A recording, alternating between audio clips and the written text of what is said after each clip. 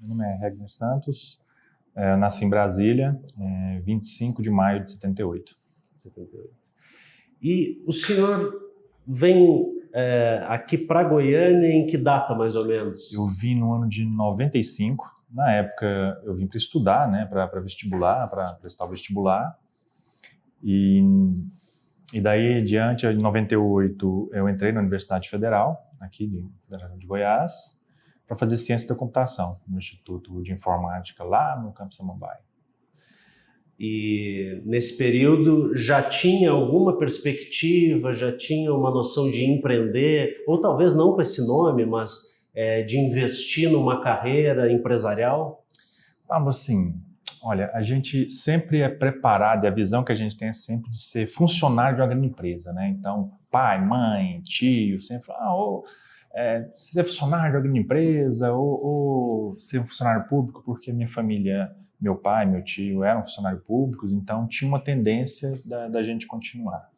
Mas eu gostava muito de empreender, não com esse nome, como você está falando, porque eu via um dinamismo assim, bem legal. Então, na escola, eu fazia pulseirinha e tal para vender, para comercializar com meus colegas, era colar, coisa. Então, assim, fazia banca de aposta para brincar com os meninos, e trocava dinheiro virtual. Então, eu sempre gostei muito dessa pegada de empreendedorismo. E dentro da universidade, foi um negócio bem legal, porque eu tive contato com professores que já empreendiam. E um professor especial me inspirou muito, que foi o professor Eduardo Vigílio. Inclusive, ele foi meu orientador. Ele já tinha empresa, né, e ele conversava muito sobre a experiência que ele teve, tudo. Eu acho que isso que foi me dando mais ânimo, dando mais coragem, perder aquele medo que a gente tem, porque a gente tem muito medo de empreender, né? Porque existe sempre um vácuo muito grande entre a sua linha de estudo desde pequeno, de você educado e tal, até você empreender. Então, assim, é um medo, um receio muito grande de você não ter o conhecimento necessário, de você não ter o dinheiro necessário, de você não ter o apoio necessário. Então, você fica muito no escuro. Eu acho que ali, dentro da universidade, eu comecei a perder esse medo de empreender. Acho que foi isso. Se a gente pudesse, antes de entrar no assunto do SEI, do empreendedorismo, se tu pudesse recordar um pouquinho conosco sobre a sua graduação, como é que era lá em 98 e algumas diferenças que tu pode sentir daquela época que tinha o estado da arte de tecnologia e hoje.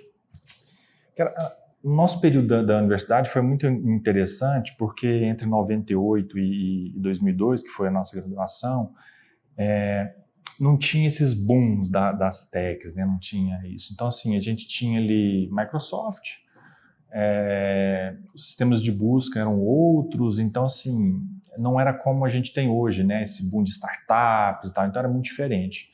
Então, quando a gente ia aprender tecnologia, que os professores passavam para a gente, a nossa visão era muito mais de construção da tecnologia por si só, fazer um programa para isso, construir um compilador, era muito mais, como você está dizendo, estado da arte em tecnologia do que visão de negócio assim mesmo. Falar assim, não, eu vou fazer isso daqui e vou colocar no mercado para atender a área de saúde, para atender a comunidade. Então a gente ali dentro, a gente estava mergulhado realmente numa ciência. Então dentro da universidade, acho que a gente estudou muito para isso. No quarto ano específico, foi que a gente começou a ter um contato maior com o empreendedorismo. Eu tive contato, né, com o professor Eduardo Vigílio, com outros, e aí eu comecei a unir muito aquilo que a gente já tinha estudado e tal, e comecei a ver que ali dentro eu poderia empreender. Mas era um período muito mais divertido, assim, sabe? A gente se divertia muito na universidade, nos laboratórios, nas coisas que a gente fazia. E nós tínhamos professores daqui da universidade que já tinham estudado fora, né? Tinham feito doutorado na França, na Inglaterra, então eles contavam as histórias, né, do que eles passaram lá com relação ao tipo de equipamento, né? Porque a gente falava, poxa, a internet está lenta. Ele fala, vocês não sabem de nada, né? Porque na minha época e tal, e contava aquelas histórias que era muito legal, era muito divertido. Então, assim, eu acho que a gente passou um período dentro da universidade de muita diversão. Então a gente foi aprendendo e se divertindo dentro da universidade. Então foi muito legal, foi bom. Saudades. Sobre o teu TCC, o que tratou, tu lembra? Comércio eletrônico. Naquela época não tinha muita coisa, né, sobre comércio eletrônico. Livraria Saraiva, Livraria Cultura, eu acho que eram bons de livraria. Eu já tinha trabalhado em livraria, era vendedor de livro. E aí eu comecei a trabalhar um comércio eletrônico com interface personalizável para se adequar ao usuário. E esse foi o nosso tema do TCC com um colega de universidade, que também foi legal, foi bom, foi divertido. E aí o teu término da graduação se dá em 2003, 2002? 2002. E junto com a montagem da empresa, com mais 2 sócios. Conta um pouquinho a respeito disso. A gente era colega de universidade, a gente fazia trabalho desde o início, fazia trabalho juntos, então estava sempre enturmado ali. Então, junto com o Thales Salvador e o Rafael Cícero, a gente já trabalhava dentro da universidade com algumas coisas. Eu fui estagiar lá na Escola de Música, o Thales foi estagiar no Museu Antropológico e o Rafael foi para estagiar no IPASGO. Né? Então a gente começava a trocar informação, coisas que a gente estava aprendendo, e ali, em 2002, a gente começou a unir as ideias e falar, cara, vamos montar uma empresa, vamos, né? Mas como é que isso seria? Então a gente começou já no segundo semestre ali, antes da graduação, a trabalhar e prestar serviço para o pessoal. O pessoal encomendava alguma coisa, a gente fazia. A livraria que eu havia trabalhado no passado contratou a gente para fazer algumas coisas de rede, então a gente começou a trabalhar e começou a se divertir, começou a gostar daquilo dali. Então acho que a ideia mesmo de montar a empresa com esses outros 2 sócios foi ali na universidade. A gente já tinha uma amizade muito grande, estavam se formando juntos, então a empolgação foi meio natural para formar a empresa. Antes de falar da empresa incubada aqui no SEI, eu gostaria de lhe propor um recuo histórico para falar um pouquinho da sua família, dos seus pais, do seu ambiente de infância e de pré-adolescência, digamos assim, e se tem alguma coisa de empreendedorismo que já participava da tua família, ou de alguma relação que tu tinha. Eu nasci em Brasília, e fui criado lá até os 10 anos, né? Nossa família, meu pai é de uma origem bem humilde, bem pobre mesmo, com muita escassez mesmo.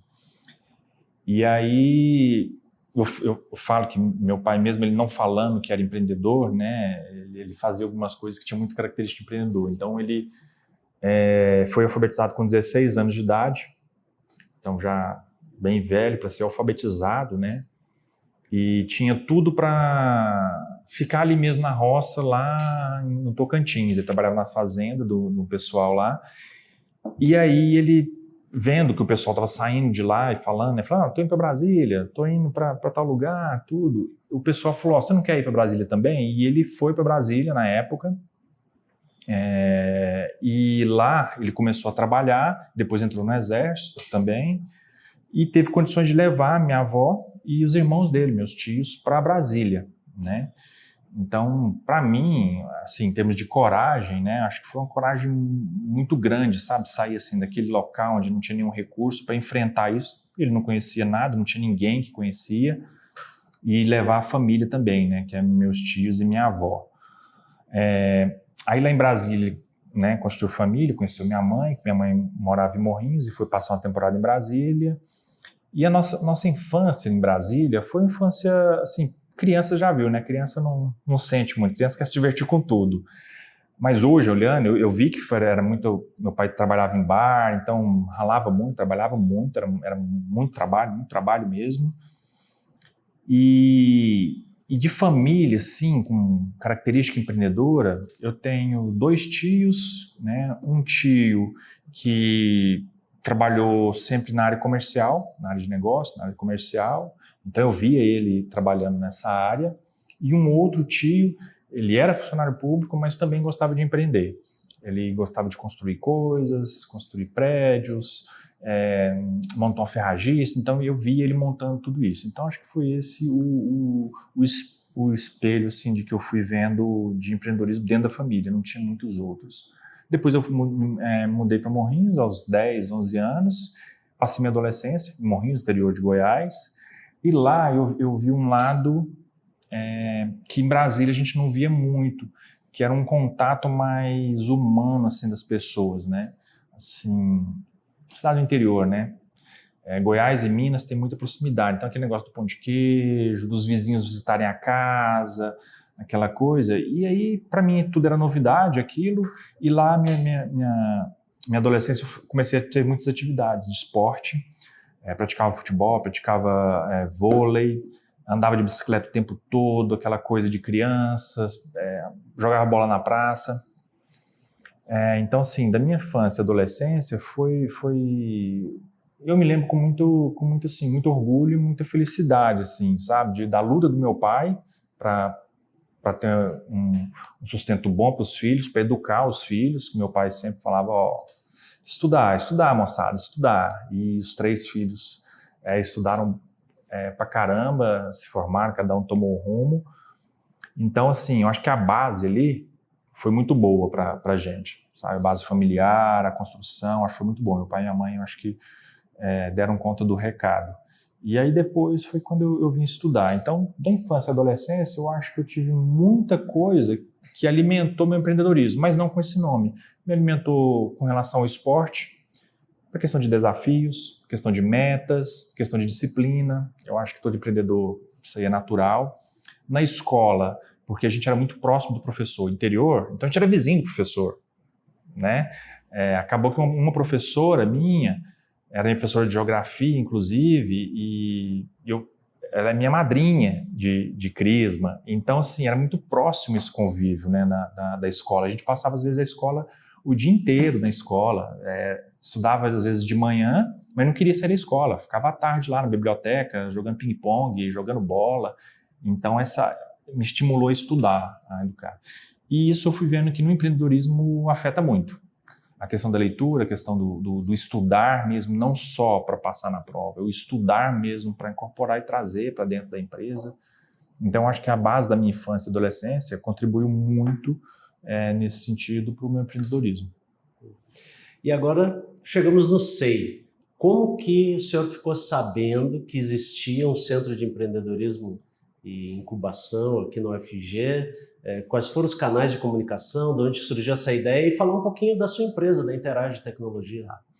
A gente já estava tocando a empresa na época tinha o nome de Net4U, foi um nome que veio na cabeça, a gente bolou, achou bem legal o nome, e depois a gente mudou o nome, porque a gente começou a ter orientações pelo Sebrae mesmo, no sentido de, olha, esse nome não está ficando legal, o pessoal não sabe falar o nome, é um nome, né, com inglês no meio e tal, a gente teve que mudar o nome, mudou para Interage. E aí um colega nosso falou, olha, aqui na universidade a gente vai começar a iniciativa da incubação de empresas, né, incubadora. Mas o que é isso, né, como é que é isso? E aí ele foi mostrar para a gente esse conceito de incubadora que já existia no mundo e tal, e que a universidade aqui estava querendo ter essa pegada de trazer os empreendedores para próximo da universidade, para trabalhar de forma com maior inovação, preparar esses empreendedores melhor. Eu achei legal pra caramba a ideia. Eu falei, poxa, né, a gente está sempre dentro da universidade, está sempre lá com os professores, a gente saiu da Universidade Federal. É natural que a gente continue essa ligação, né, com a universidade e crescer juntos. A gente veio conhecer, na época, a Emília apresentou para a gente o projeto da incubadora. A Emília que é... A Emília, ela era a gestora da incubadora na época.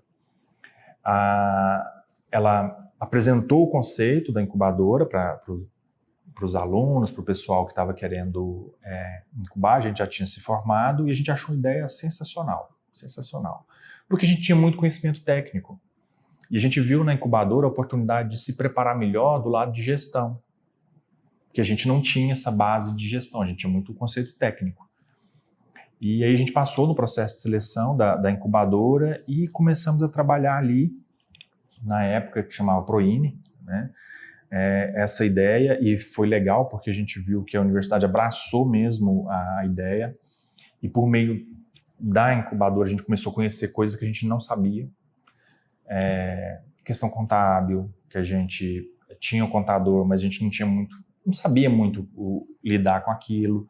A gente começou a ter noção financeira, a parte de gestão mesmo humana, porque a gente é muito técnico. Então, técnico, para ter esse contato com o humano, às vezes é difícil. Como é que um técnico de ciência da computação, né, um cara que tem toda a formação técnica, vai trabalhar marketing, né, vai trabalhar esse contato para vender? Porque para vender, você não... Se você chegar lá falando a questão técnica, né, o cliente não sabe nem o que é. O cliente fala o seguinte: o meu problema é esse e eu gostaria de resolver. Então, você tem que dar a solução para ele. Ele não quer saber a parte técnica, a linguagem, o que você vai utilizar ali. E a incubadora foi preparando a gente para ter essa maturidade na parte de gestão. A gente participou de congressos, fizemos cursos, fizemos missões empresariais, e aí foi amadurecendo também outra parte que a gente também até então não tinha olhado, que era o network.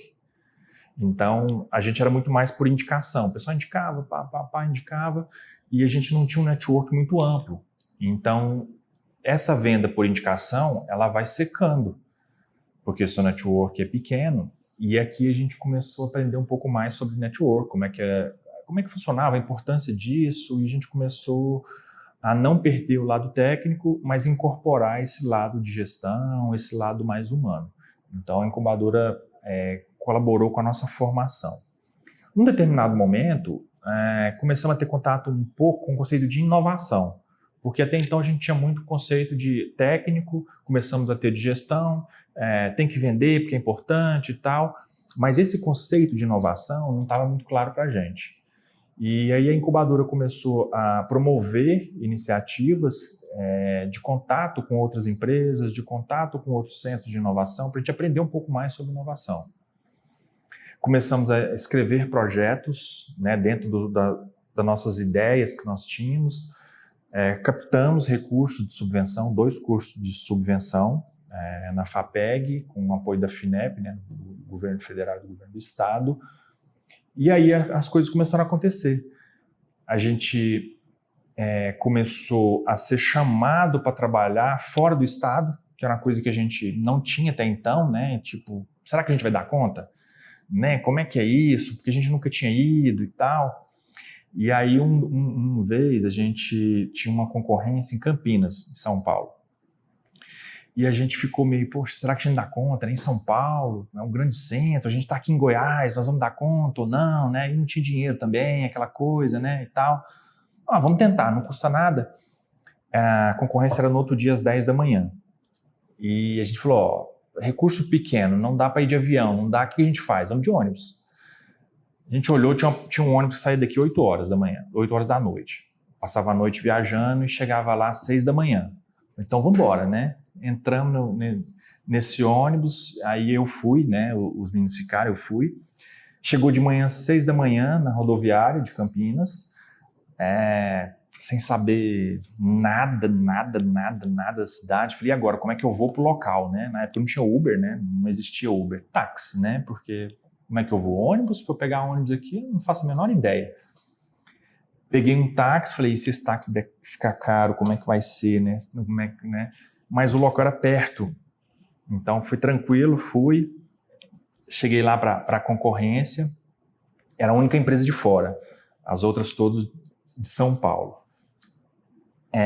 Ganhamos a concorrência e aí o pessoal começou, eu lembro, dentro da sala, a fazer piada, sabe, assim, tipo, não sei se essa empresa de Goiás vai dar conta de entregar esse negócio não, hein?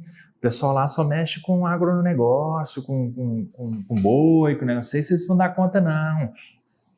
Mas eu tinha que sair rápido, só assinar a ata, né, da concorrência e tal, e sair muito rápido, porque eu já tinha comprado a passagem para voltar às 2 da tarde no ônibus.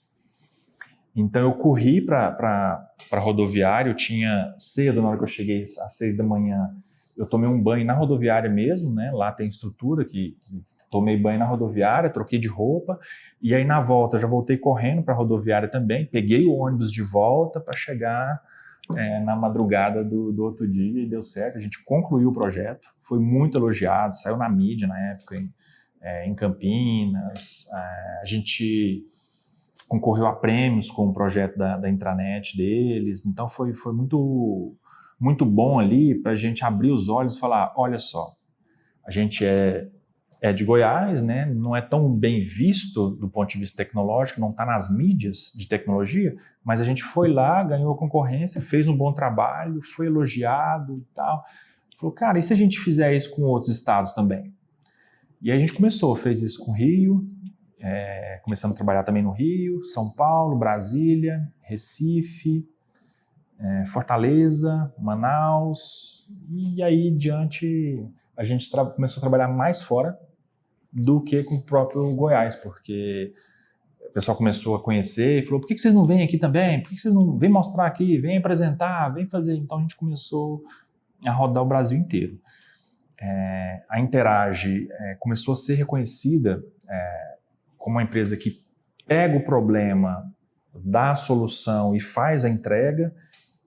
Isso é muito bom no nosso meio, né? Porque tem muita empresa que acaba não entregando, propõe soluções ali meio que só financeira e não consegue entregar, e a gente começou a ser reconhecido como uma empresa que entrega, isso foi muito bom. Nossos técnicos, a maioria são formados em Goiás. Depois que, como a gente começou a sair, que a gente teve que contratar mais gente fora também, né? Mas a essência continua aqui, a Interage continua aqui em Goiás, com a sede aqui, a gente permanece aqui. E quando a gente é questionado, né? Por que vocês não mudam a sede para São Paulo, né? Porque São Paulo é o centro financeiro do país, né? E tal. A gente sempre olha e o que a gente prega para o pessoal é o seguinte, fala, olha só, estrategicamente, vamos pensar, o custo de vida em Goiás é mais baixo do que São Paulo. Eu estou no centro do país. Se eu pegar um avião no centro do país, eu chego muito mais rápido em qualquer lugar, no sul. Eu estou no centro do país. Eu estou a 200 quilômetros de Brasília. Então, assim, se eu quiser ir para Brasília, no caso, em termos de setor público, eu estou a 200 quilômetros, é aqui do lado. Então, eu tenho 2 aeroportos bons aqui. Eu tenho Santa Genoveva e tenho o aeroporto de Brasília, o Juscelino Kubitschek. Então, estrategicamente, eu estou muito bem distribuído. Não tem por que mudar. E tem uma coisa que vocês não conhecem, que vocês não sabem, só vai saber se vocês forem para lá, que é o jeito goiano de viver, sabe? Então, assim, isso vocês só vão saber se vocês forem para lá. Que lá eu tenho uma qualidade de vida, tanto eu como meus técnicos, muito maior do que em grandes centros que estão na mídia e tal. Desde questão de segurança até mesmo de proximidade com as pessoas, com um jeitinho mais simples de ser, não perder essa essência. Aí o pessoal fica assim, aí tem uns que até se arriscam a vir, visitar. Teve cliente nosso que a gente trouxe que já foi para Chapada, que é um lugar maravilhoso, o pessoal nem sabe às vezes que existe, Pirinópolis, Estado de Goiás, Caldas Novas, entre outros. São Domingos, que ninguém conhece. São Domingos tem Terra Ronca, grutas imensas, e o pessoal não conhece. E quando vem, fica encantado e fala, nossa, voltar para comer um arrozinho com piqui, um franguinho caipira. Então, acho que sair daqui, a sede da empresa, assim, a nossa matriz, eu acho difícil. Nós temos argumentos suficientes para continuar aqui e prestar serviço para fora.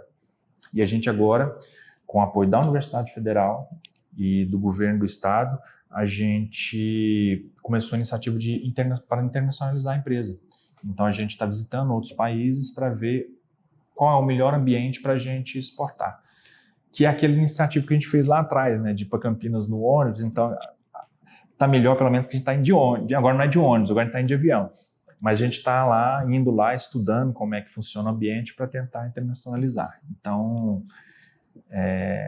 espero que a Interage tenha sucesso nessa empreitada. E tem Uber agora? Tem Uber. Agora, se eu chegar no aeroporto, né, tal, tem Uber, pode pedir o Uber e ir para o lugar, tem mais opções de transporte que na época, metrô, que a gente não conhecia na época, então, enfim, agora está bem mais fácil. Tudo bem. Fala um pouquinho dos teus sócios. O Rafael Cícero, ele é de Goianésia, né, então, quando a gente veio para a universidade, a gente veio do interior, eu vim de Morrinhos, o Thales veio de Jataí, e o Rafael veio de Goianésia. Então, todos os três têm essa influência ali do interior, do estilo de vida do interior, valores muito semelhantes, né? E a gente começou a perceber que cada um, com o seu jeito, se complementava. né? Então, a disciplina do Rafael foi extremamente disciplinado ali, então, assim, ajudava demais a conduzir os projetos, o trabalho. O Thales tem uma veia técnica e de pesquisa e de curiosidade de buscar as coisas imensa. Então, se você der um problema para ele, ele vai mergulhar a fundo até encontrar essa solução, o que fazer ou o que não fazer também. E eu tenho muito esse lado de contato humano, né, de tentar levar a tecnologia para o lado humano. Então, na hora de você fazer uma apresentação, na hora de você comercializar, na hora de você fazer o network, esse lado eu fui aprendendo que é muito importante, ele é vital. Então, a gente começou a mesclar. Então, um encontrava a solução, o outro, com a disciplina, conseguia implementar aquilo com excelência, o outro tinha esse contato bom, humano, para tentar implantar, para tentar vender, para tentar... Então, foi bem complementar. O Thales, como eu falei, ele é de Jataí, ele, nessa veia técnica, né, tudo, então ele se especializou cada vez mais nessa questão técnica, de descobrir novas tecnologias. Então, o desafio agora é a inteligência artificial. Então, ele é o cara que vai mergulhar a fundo nisso para trazer para a gente a tradução do que a gente vai fazer daquilo enquanto negócio, né? Como é que a gente pode transformar aquilo dentro da empresa em inovação, em negócio, etc. Uma vez que ele traga, o Rafael pega aquilo ali e fala assim, ó, de forma disciplinada, nós vamos rodar isso dessa forma, nós vamos programar isso dessa forma, nós vamos transformar isso dessa forma, e ele cumpre muito bem aquilo que é estabelecido. E na minha mão, uma vez que está na minha mão, eu tento enxergar aquilo de como levar isso para o mundo, né? Como é que eu pego essa tecnologia e emprego na área de medicina, ou na área do transporte, ou na área de segurança. A gente vê como é que a gente faz isso. Então, foi bem complementar os trabalhos. Se tu pudesse agora fazer uma descrição mais pormenorizada possível dos serviços que vocês oferecem hoje, e se puder contar um caso, também comentando sobre prazos, sobre o tempo que vocês levam para aplicar essa metodologia. Nós temos duas divisões técnicas e duas divisões de negócio, né, na empresa. As duas divisões técnicas, uma é uma fábrica de software pura, ela desenvolve sistemas para resolver determinados problemas, sistemas e aplicativos, né? Então, o pessoal da área de saúde tem um problema a ser resolvido, a gente discute o problema e desenvolve a solução para aquele problema. Então, se o problema é chegar remotamente a comunidades que estão isoladas, etc., a gente tenta bolar com o pessoal a solução para chegar naquela comunidade, a saúde chegar naquela comunidade. Essa é a unidade de fábrica. Tecnicamente é uma divisão, e a outra divisão técnica é muito voltada para a área de comunicação. A gente pega a tecnologia e coloca na área de comunicação, e aí nós temos profissionais de setores diversos, temos jornalistas, tem profissionais de marketing, de biblioteconomia, nós temos profissionais de várias linhas de conhecimento para discutir a solução técnica na área de comunicação para levar. Por exemplo, na Embrapa, a gente trabalhou uma solução na época que era desenhar um novo portal da Embrapa para que o país, qualquer cidadão que entrasse dentro do site da Embrapa pudesse fazer uma pesquisa, pudesse pesquisar, poxa, eu sou um pequeno agricultor, tenho um cultivo de batata e gostaria de ver o que a Embrapa tem para batata. Ele tinha que encontrar onde, qual pesquisador, em qual área. Então, nós juntamos profissionais de biblioteconomia, profissionais de marketing, para discutir essa solução, para levar isso para o portal, para transformar isso numa solução que seria colocada dentro do portal. Nós temos duas unidades de negócio, privada e setor público. No setor privado, nós trabalhamos até com empresas de fora, empresas americanas, e no setor público, desde o governo federal até o governo municipal. Então é bem eclético.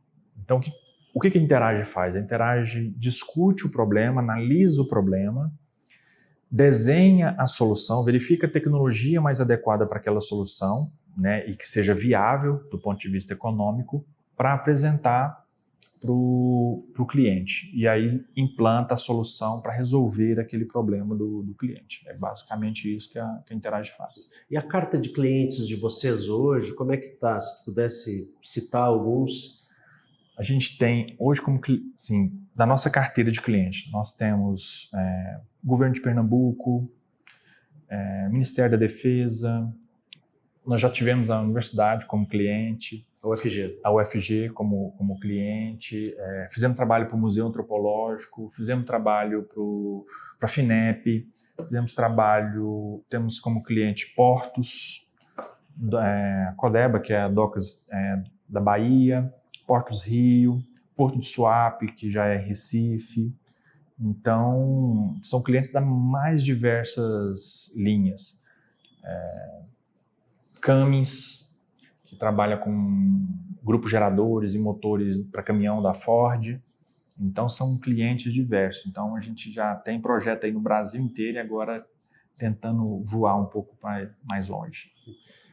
Na condição, nas características de negociação, e eu estou falando de tudo, né? Desde ler um edital, uma informação, sim, até fazer o contato, o que é o mais importante, de acordo com a tua experiência? Assim? O que é aquele momento e aquele argumento que tu consegue ganhar o cliente? É a tua carta de clientes hoje? O que tu acha, o que tu intui que faz com que a Interage ganhe os processos e ganhe os clientes?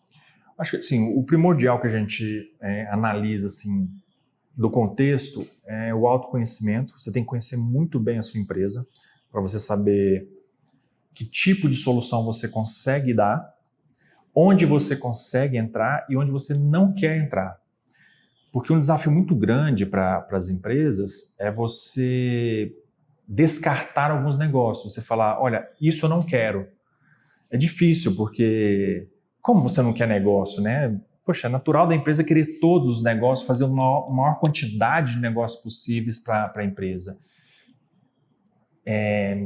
Esse conhecimento, essa habilidade, esse autoconhecimento de falar assim, ó, isso não é nossa área, isso não é o nosso negócio, seja porque eu não vou entregar uma boa solução, olha, não é o meu escopo, eu não vou entregar uma boa solução para você, não pego esse tipo de serviço, até para falar, ó, esse eu entrego com excelência, isso é muito importante. O senso de justiça na hora de você fazer o negócio, porque o negócio, a gente fala, poxa, eu tenho que ganhar o máximo que eu puder. Não é assim. O negócio eu tenho que ganhar, mas o meu cliente tem que olhar para o negócio e falar, eu estou satisfeito em estar remunerando essa equipe pelo que eles estão me entregando. Então, esse senso é muito importante na hora de você negociar, porque em uma negociação, se você não conseguir transmitir para o seu cliente, não transmitir para o outro lado que aquilo ali é um negócio justo, você não sai da mesa com o negócio feito, você não vai ter um bom negócio, ou se você fizer negócio, você não vai ter uma boa entrega. Então, esse lado é importante na negociação, durante a negociação, e na entrega, quando você vai entregar o produto final, é aquele lado do crítico mesmo, de olhar para o cliente, entregar e falar, tá ok? Era isso que você queria? Era isso que você queria? E ter a humildade para poder escutar. Ter uma escuta sempre ativa, tá sempre disposto a escutar, porque é aí que você melhora a empresa. Então, um lado é lá no início, que é o do autoconhecimento, de saber se você vai entrar no negócio ou não. O outro lado é o senso de justiça ali na hora que você está negociando, tá? Se está justo para as partes, se aquele negócio está sendo saudável para você e para o seu cliente. E na entrega ali, você ter essa crítica, essa autocrítica, essa humildade de escutar, aprender a escutar para você continuar crescendo, para você continuar evoluindo. Porque às vezes você escuta uma coisa que é tão simples, mas é doído para o técnico, mas se você virar aquilo ali, você vira o jogo, você pode crescer e dar 2 passos para trás e crescer 8 passos depois. Eu acho que esse trajeto para a gente tem sido muito salutar e, sim, muito forte de reforçar todo dia. Porque é fácil você perder, sabe? À medida que você vai crescendo, à medida que você vai pegando clientes maiores, é muito fácil você perder isso. Repetir todos os dias, falar, ó, disciplina, vamos repetir aquilo que a gente... Não é fácil. E a gente tem feito isso com excelência até então. E continuar repetindo isso. Eu vou te fazer uma pergunta, eu acho que eu não fiz em nenhuma das entrevistas ainda, mas é algo que eu acho que para a tua entrevista talvez caiba. Existe até uma visualidade das formas de se vestir que é um pouco característico de cada área, né? A área da medicina, por exemplo, tem o branco. Sim. E isso... por mais que não haja necessidade, o médico veste o jaleco, isso é linguagem também, isso comunica. Na área do teu curso, se a gente puder lembrar lá da graduação, quais são as características, assim, porque tem um ditado que diz que o pessoal da informática é meio nerd, né? Gosta de trabalhar sozinho. Como é que tu enxerga a característica desse aluno de graduação de informática, desse profissional que trabalha com isso, e se isso influencia, e como que tu te depara com essa situação de como que tu te veste para falar com o representante de um governo, por exemplo? Isso aí até meus colegas de faculdade vão rir, porque assim, na época da faculdade eu era meio rebelde, né? Então eu usava bata, calça de algodão e sapatilha. Era assim que eu ia para a universidade. Em épocas de calor, era um bermudão, a sapatilha, um chinelão e a bata. Era assim que eu ia para a universidade. Com o tempo, eu fui aprendendo que, na verdade, a gente tem que ser um pouco mais eclético, assim, bem camaleão, para se adaptar ao ambiente que você está. Eu não posso submeter um projeto, ser aprovado e fazer a apresentação fora daquele contexto. Então, eu tenho que fazer isso. Quando a gente começou a empresa, eu lembro que tinha uma universidade que queria fazer um projeto de um portal, um novo portal para se comunicar melhor com o aluno, tinha um público-alvo que era o aluno, a comunidade e tinha os professores. E aí a gente marcou a reunião, a gente conversou, marcou a reunião com o assessor de comunicação e ele informou, falou, olha, para fazer a reunião vai também o reitor. Ok, tranquilo. E aí, quando chegou lá na sala, a gente tinha um escritório lá na Nova Suíça. Quando eles chegaram, eles pararam, olharam assim, olharam pra gente, assim, tava na mesa esperando por eles, e a gente tava com de paletó, muito jovem, né? Mas de paletó, tinha 20 e poucos anos, de paletó, uma gravata mal amarrada, aquela coisa assim, meio, né? Porque era um ambiente, a gente ia receber o reitor, então a gente tinha que estar, né? Tudo eles olharam, eles entraram.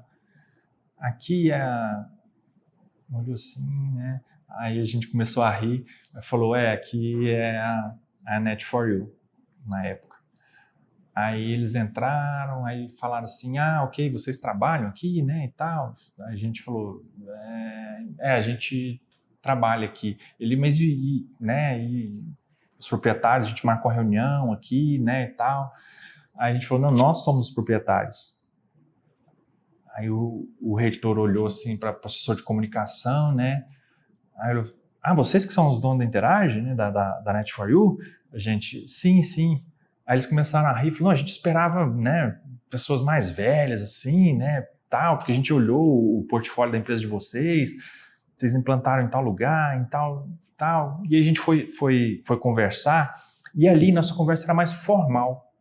Então, não só a vestimenta, mas o nosso diálogo era formal. Então, a gente teve que se adaptar àquilo ali. No dia a dia, nosso técnico lá, o pessoal vai de bermuda, camiseta, a gente contando piada, conversando, então é um ambiente muito descontraído. Mas na hora de fazer uma reunião dessa, a linguagem já é formal, a linguagem da sua vestimenta corporal, a sua linguagem mesmo na hora de conversar, ela é formal, então a gente foi se adaptando. Depois disso, a gente foi vendo o quanto faz diferença é saber se adaptar. Né? Então, aquele lado meu rebelde de bata lá, né, e tal, ele teve que se adaptar. Então, se eu estiver num evento, num jantar que exige tal vestimenta, não tem problema, eu estou naquele ambiente, eu vou com aquela vestimenta, não tem problema nenhum, eu vou com aquela vestimenta. E isso não muda a minha essência. Né? Isso não impede de, quando eu estar no meu lado descontraído, com a família ou no escritório e tal, eu, mesmo sendo dono da Interage, estar de bermuda, né? Estar de camiseta e tal. Então, eu acho que influencia sim você se adaptar. Você não vai para a praia de terno e gravata, assim como você não vai de sunga para uma apresentação em um congresso. Então, saber se adaptar também é um outro item que você tem que, enquanto empreendedor, tem que se adaptar ao longo da... E o pessoal pergunta, né, sempre me encontra e fala, rapaz, e aquela bata, né, não sei o quê, não sei o quê. Eu ainda tenho aquela bata até hoje. E quando tem evento na empresa, algum evento assim de festa, final de ano, alguma coisa, eu visto a bata e vou com ela. Vou mostrar para ele, falo aqui, ó, tá vendo aqui, ó, isso aqui foi lá no início. Quando que foi que tu te deu conta disso? Teve algum evento ou tu... Teve evento na universidade. Acho que foi semana do empreendedor, alguma coisa assim, que o Sebrae, junto com a universidade, fez um evento. Era uma semana que tinha cursos, tinha muita coisa. E aí, eu fui com a tradicional bata, com a batinha. Quando eu entrei na sala, tinha gente de vários cursos, de coisa. Eu me senti deslocado, assim, sabe? Eu olhei assim para todo mundo em volta. Eu fiquei meio assim, né? Participei do curso normal, mas eu fiquei meio deslocado, porque nem o consultor que estava dando o curso, nem os próprios alunos, né, colegas e tudo, estavam, né, tão largados, digamos assim.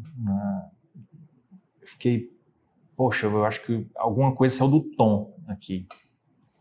Como era a semana toda, no outro dia eu já fui com calça jeans, já fui mais calça jeans, um tênis, uma camiseta e tal, e aí eu notei que eu estava menos desconfortável ali, naquele ambiente. Então ali eu comecei a ficar um pouco mais bolado com essa questão e comecei a prestar mais atenção nisso. Então, a gente foi num outro evento promovido, que foi no Centro de Convenções, que também era voltado ao empreendedor, e eu fui notando as diferenças, tanto quanto homem, mulher, independente, como eles eram diferentes.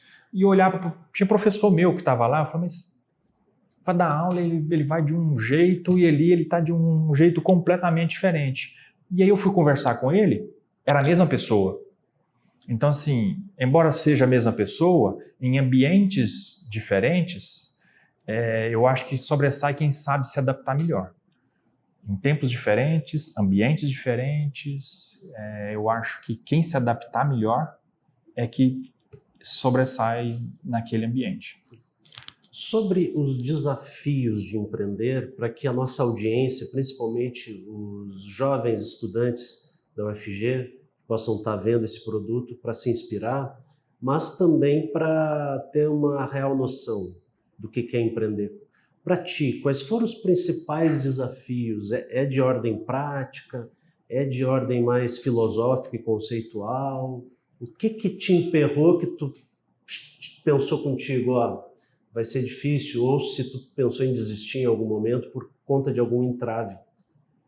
Eu acho que o principal desafio, eu acho que tem que estar na minha mente sempre, que eu sempre busco, é exatamente a minha cabeça, a minha mentalidade.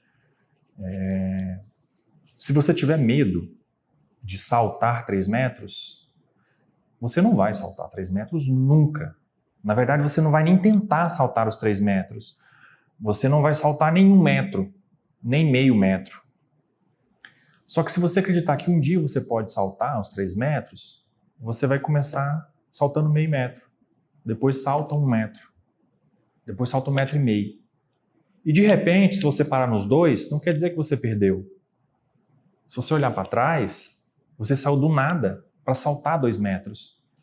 E agora você tem o autoconhecimento de olhar e falar assim, 3 metros, para eu alcançar 3 metros, eu tenho que me preparar melhor para chegar lá. Mas eu já cheguei nos 2 metros. Então, meu principal desafio é a minha mentalidade, todos os dias. Naquela época que eu vestia bata e até hoje, trabalhar esse mental todos os dias, não ter medo, porque tem vezes que você tem medo mesmo.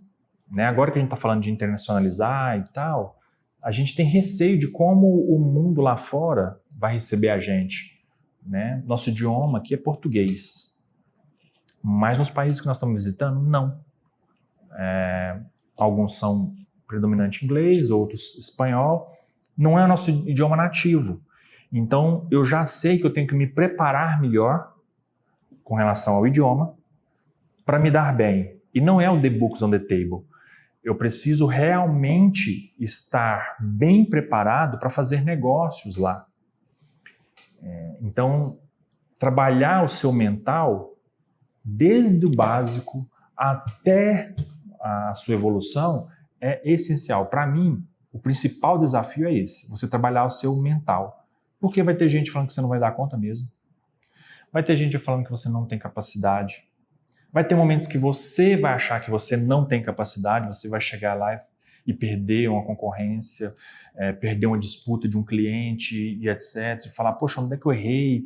E aí você tem que ter a criticidade de tentar resgatar onde é que você errou e muitas vezes até perguntar, né? Falar assim, onde que eu falhei? O que eu poderia melhorar para poder... Então, o seu mental é o essencial para você crescer. E para você ter a humildade de olhar e falar assim, não cheguei onde eu quero, mas estou mais perto. Para mim, do início até hoje, o meu principal é o mental. Você trabalhar o seu mental todos os dias. E saber que vai ter dia que você não vai estar bem, vai ter dia que você vai ter medo. E que faz parte, eu acho, da caminhada que a gente faz. Né? Eu acho que o mental é o essencial para a gente, para o empreendedor ter sucesso. E eu não estou nem falando do cara que fala assim, não, ter sucesso significa estar milionário, bilionário, trilionário. Não, eu estou falando de você de olhar para a sua trajetória, olhar e falar assim, cara, eu estou numa caminhada legal, está numa caminhada muito boa e eu estou juntando pessoas boas para a minha caminhada. Eu acho que é mais nesse sentido. Mentalidade, eu acho que trabalhar essa mentalidade é essencial. Sobre o SEI agora, se tu pudesse recordar as atividades que o senhor e os seus sócios faziam e o que do SEI ficou absorvido pela empresa, qual a contribuição que o SEI deu para a empresa, e se puder descrever, era semanalmente, tinha reuniões, era presencial, era online? Semanalmente a gente conversava com a Emília, a gente, pelo menos uma vez por mês, a gente se encontrava com os empreendedores daqui dentro, a gente inclusive tem amizade até hoje com os empreendedores da época que estavam na incubadora, então tinha uma frequência até boa para a gente se falava, trocava e-mail, conversava, participava de congressos, de cursos, e o SEI ensinou para a gente assim, uma coisa muito legal, assim, você fez sua graduação, terminou sua graduação, está empreendendo agora, você não vai dar aula, você precisa continuar estudando? Sim. Você precisa ser professor para estar continuando estudando? Não. Você é empreendedor e tem que estudar sempre. No SEI a gente fazia curso de tudo que você imaginar. Desde a parte financeira, a marketing, a contábil, fazia curso de tudo, de tudo. Como escrever projeto. Então, eu acho que para nós, a gente viu que é o seguinte, cara, quando eu estiver lá com 80 anos de idade, 85, 80, 90, eu vou estar estudando. Eu vou continuar estudando. Eu vou continuar aprendendo alguma coisa. E se a gente for aprendendo um pouquinho por dia, a gente vai descobrindo que a gente não tem meio que limite de aprendizado. Eu acho que o SEI, assim, o que eu aprendi aqui, eu acho que desse item ninguém me tira mais. Assim.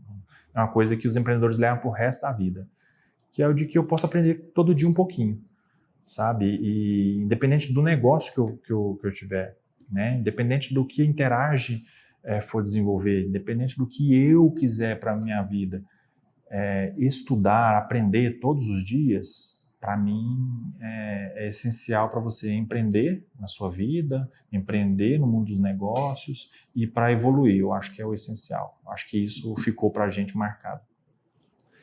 Estrategicamente, influenciado pelos teus desejos, como é que tu enxerga assim, a Interage daqui a 10 anos, ou como é que tu te enxerga daqui a 10 anos nessa caminhada? Em termos de negócio, a gente está começando agora uma jornada, né, para internacionalizar, então eu já enxergo daqui a 10 anos a nossa empresa internacional, assim, e com braços e capilaridade em diversos países do mundo.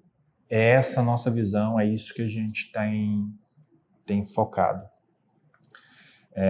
E pessoalmente, quando eu olho para frente, né, eu olho para isso, eu me enxergo uma pessoa animada, sabe, assim, feliz com a trajetória, com tudo que eu tenho construído e ainda com visão de construir mais, sabe, de olhar para frente e falar, legal, cheguei até aqui, construí isso, mas tem tanta coisa ainda para construir, tem tanta coisa para conhecer, falando muito de inteligência artificial,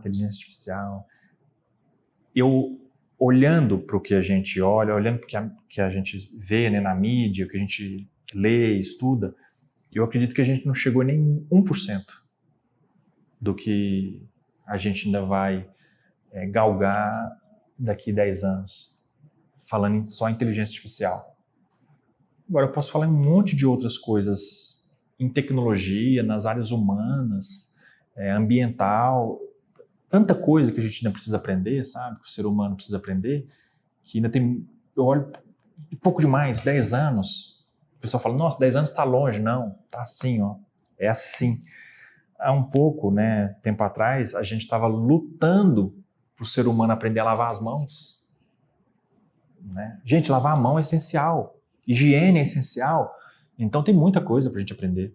Então eu me olho para frente daqui a 10 anos e falo que quando eu sentar na cadeira, olhar para trás e falar, pô, construí muito, mas não construí nem 1% do que eu posso construir para frente. Eu estou olhando dessa forma.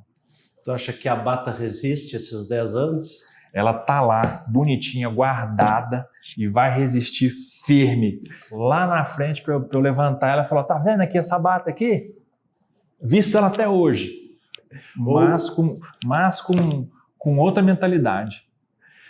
Se a Interage fizer uma cápsula do tempo, né, que é uma ação que se faz de memória, né, para abrir e desvendar, talvez a Bata esteja lá. A Bata vai estar lá. E como é que é a Bata? Descreve para nós. Que cor ela é? Ela é branca. Ela é de algodão cru, bem fina mesmo. Então, para o nosso ambiente de calor, é uma maravilha usar ela. E ela tinha, os meninos riam, porque ela tem, na base dela, na parte de baixo, tem os desenhos, assim, tipo como se fossem uns duendes, e um sol grandão, sabe? Bem místico mesmo.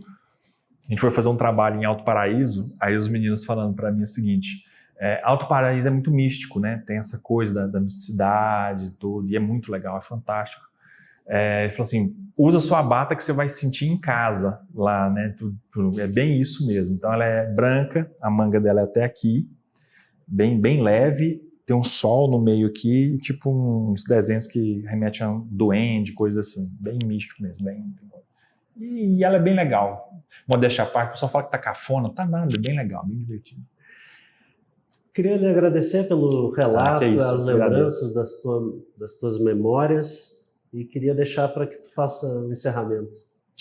Eu que agradeço, assim, a felicidade muito grande estar sempre contribuindo de alguma forma.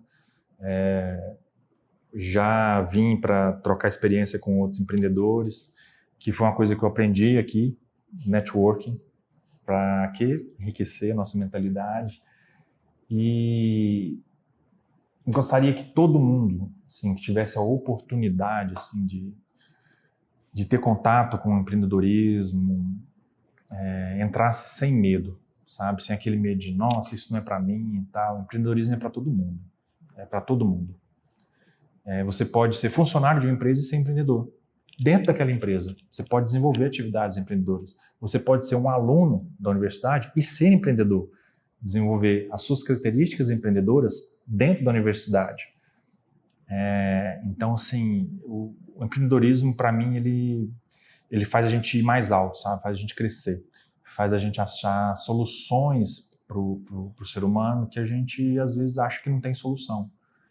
Então, eu vou continuar nessa luta, nessa batalha de empreender e tentar ajudar quem quiser empreender a se juntar nessa caminhada. O que eu puder fazer para a galera ter essa mentalidade empreendedora, eu vou fazer. O Grupo Interage, o Thales, o Rafael, acho que a gente tem muito isso na nossa veia de incentivar a galera a ter esse espírito empreendedor, sabe? De batalhar, lutar e para ser sempre melhor.